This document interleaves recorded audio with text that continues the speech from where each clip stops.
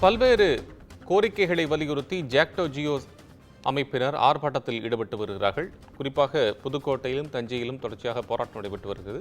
காலையிலிருந்து பல்வேறு மாவட்ட நடைபெறும் போராட்டங்களை பார்த்து வருகிறோம். அந்த வகையில் தற்போது புதுக்கோட்டை பழைய பேருந்து நிலையம் அருகே 1000க்கும் மேற்பட்ட ஜாக்டோ ஜியோ அமைப்பினர் போராட்டத்தில் ஈடுபட்டிருக்கிறார்கள். தஞ்சையிலும் போராட்டத்தில் ஈடுபட்டு வருகிறார்கள். கூடுதல் விவரங்களுடன் செய்தியாளர் சரவணன் இணைப்பில்.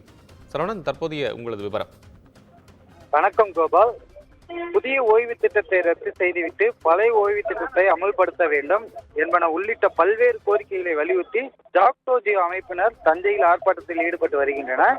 பள்ளி ஆசிரியர்கள், கல்லூரி பேராசிரியர்கள், வருவாய்த்துறையினர் போராட்டத்திலும் ஈடுபட்டு வருகின்றனர்.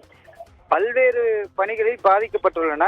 காலை வரையின்றி முடக்கி வைக்கப்பட்டுள்ள விடுப்பு ஒப்படைப்பு உயர்கல்விக்கான ஊதியம் உயர்வு ஆகியவற்றை உடனடியாக வழங்கிட வேண்டும். இடைநிலை ஆசிரியர்களுக்கு உயர்நிலை பள்ளி மற்றும் மேல்நிலை பள்ளி தலைமை ஆசிரியர்களும் முதுகுநிலை ஆசிரியர்களுக்கும் உடற்கல்வி இயக்குனர் மற்றும் உடற்கல்வி ஆசிரியர்கள் மத்திய அரசுக்கு இணையாக ஊதியம் வழங்க வேண்டும்.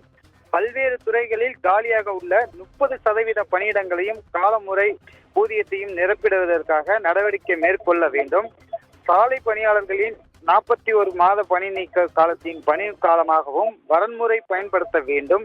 புதிய ஓய்வு திட்டத்தின் கைவிட்டு பழைய ஓய்வு திட்டத்தினை அமல்படுத்த வேண்டும் என்பன உள்ளிட்ட பல்வேறு கோரிக்கையை வலியுறுத்தி தேர்தல் கால வாக்குறுதியை முதல்வர் நிறைவேற்றிட வேண்டும் எனவும் ஜாக்டோ ஜியோ அமைப்பினர் தஞ்சை பணக்கல் கட்டிடம் முன்பு ஆர்ப்பாட்டத்தில் ஈடுபட்டு வருகின்றனர்.